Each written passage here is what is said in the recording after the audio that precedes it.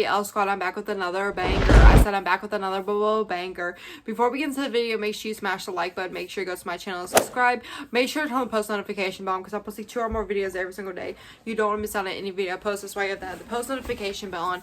Make sure you be subscribed to my channel. Make sure you get notified for every video I post. As soon as we hit 10,000 subscribers, I'm doing a big giveaway. It might be a laptop, might be an iPhone, might be something you really want.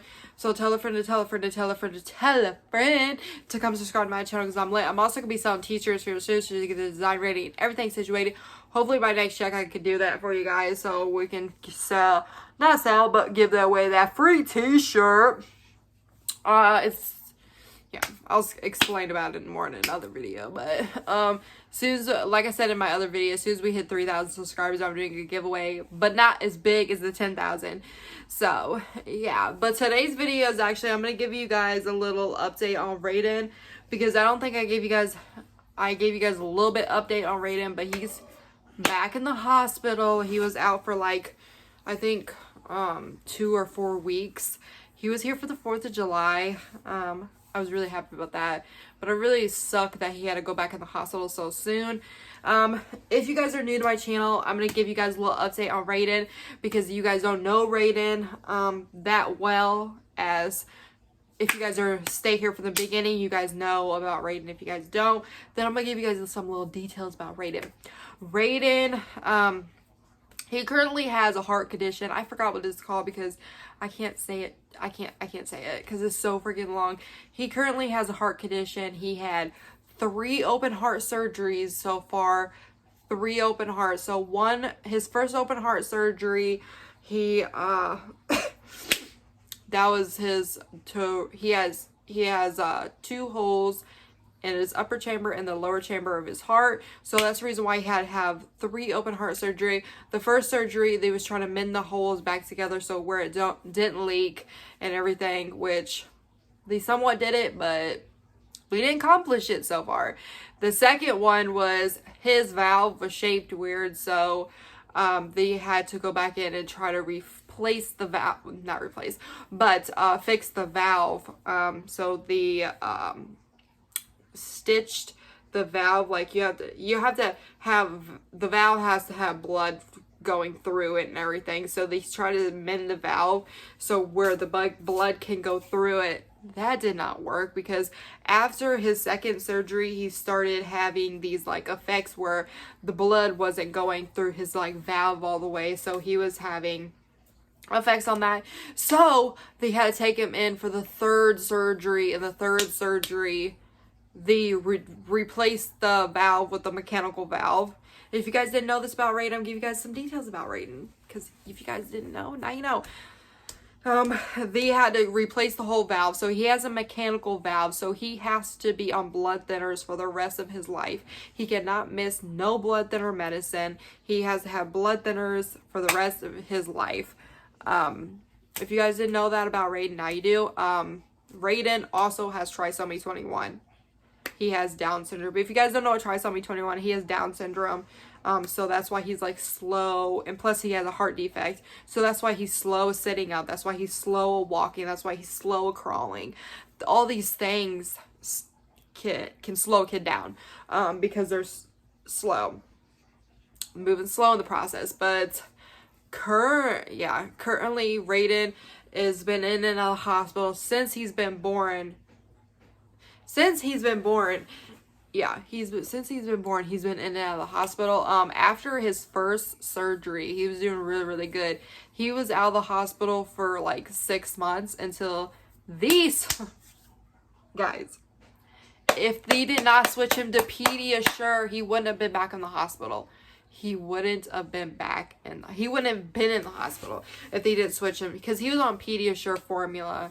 They said Pediasure, he wasn't taking nothing he was eating like a little bit of vegetables and everything like baby food, but he wasn't eating enough, so he wasn't getting enough calories with that Pediasure. So they thought, and he wasn't getting enough water with that Pediasure because he was getting his Pediasure during the morning, during the day, at night, 7 ounces of water. That wasn't enough for him. He was getting dehydrated, so he went in really dehydrated and everything. So we got him back on formula now. He's doing good.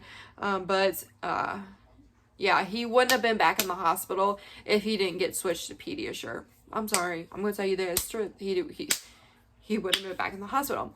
So, that's when he stayed in the hospital until his second surgery and his third surgery, because he had a second surgery and a third surgery back to back. Like back to back to back. And he does have a pacemaker. If you guys didn't know, I'm pretty sure you guys never seen him, because I never did a video where he's, because you can see it on his stomach, like his stomach area and everything, so you can see it. I didn't give you guys like update on his bath routine because it's a lot. He's a PICC line when he comes home. He is a pacemaker and everything, so he is a pacemaker. So they did have to go after his third surgery. The upper chamber and the lower chamber wasn't talking to each other, so he had to go back downstairs and get the pacemaker put in. But like they said, it wasn't really like life risky. It wasn't risky at all to put a pacemaker in. So he gets a pacemaker in just for now, just so it's a backup for now. Because his upper chamber and the lower chamber are talking to each other now. So if they stop talking to each other, then the pacemaker's gonna back it up. Okay, so he was in the hospital for that, and then he finally got out of the hospital. He came home with a PICC line because they have to draw his blood every single day because his Kuma didn't change, because that's what they was trying to be like. They didn't want to put a mechanical valve in a baby because the dose of the warfarin, that's what it's called, the blood thinner medicine, it has to be just right. His levels has to be just right. His levels has to be 2.5 or above, no higher. But yeah, he has to take those for the rest of his life. He did go back in the he was home on oxygen. He has a pulse ox. He's on oxygen until his stats go up a little bit. Like his stats go back to normal, because after his first surgery, he did not have to be on oxygen. He didn't have to be on nothing. But why he's back in the hospital now, he has a virus. Don't know how he got this virus. I was telling my family, like, he could have carried this virus when he left the hospital. He could have had the virus, and the virus is just not kicking in. Yes, he has a virus, so that's the reason why he had to go to the hospital.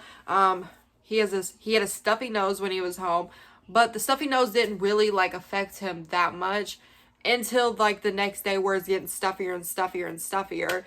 His worker breathing was he was getting harder to breathe, so I had to take him in. Even if it was just for a checkup, I still took him in, because my son's not breathing right. He should be breathing right, and I always when he's not breathing right, I even called the cardiologist. I said, he's not breathing right.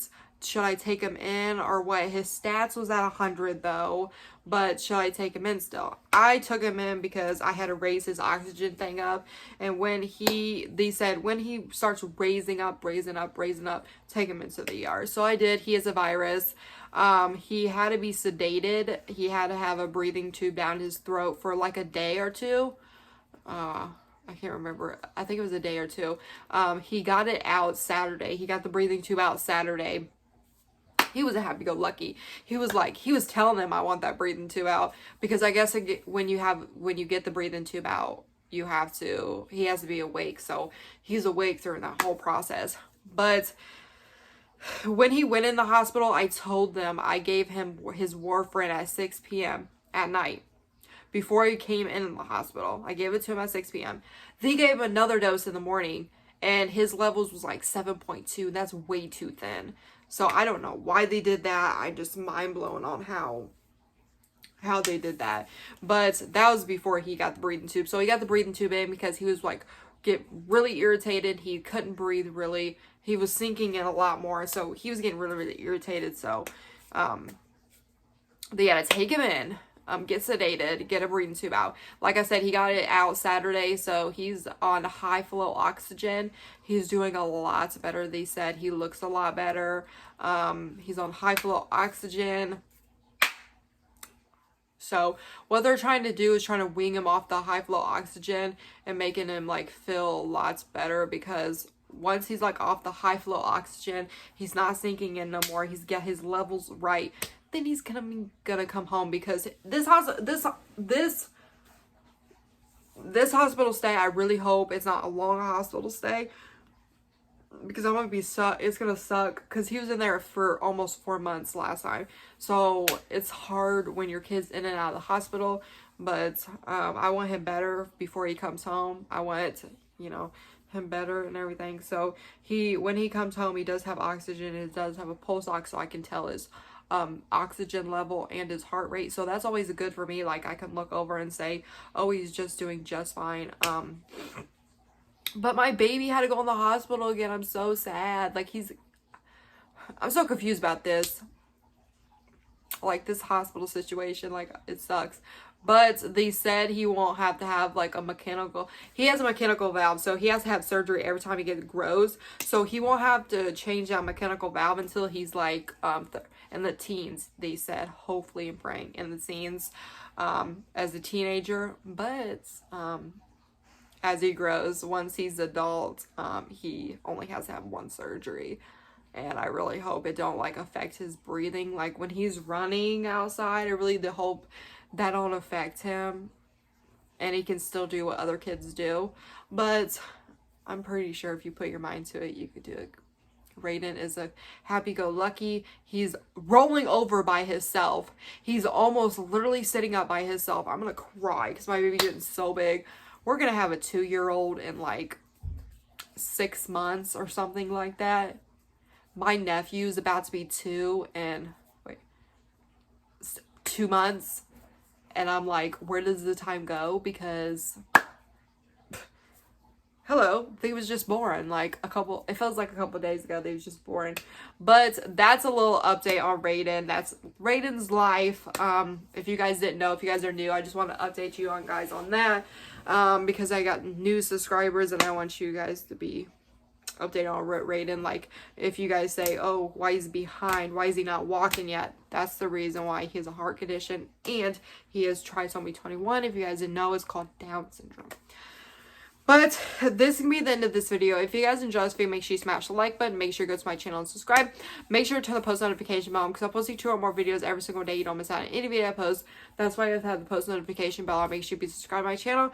Make sure you get notified for every video I post. As soon as we hit 10,000 subscribers, we're doing a big giveaway. It might be a laptop, might be iPhone, might be something you really, really want. So tell a friend to tell a friend to tell a friend to tell a friend to tell a friend to come subscribe to my channel. I'm also going to be selling t-shirts here as soon as we get the design ready and everything situated. Hopefully by next check I can do that. But Lacey's out. Peace.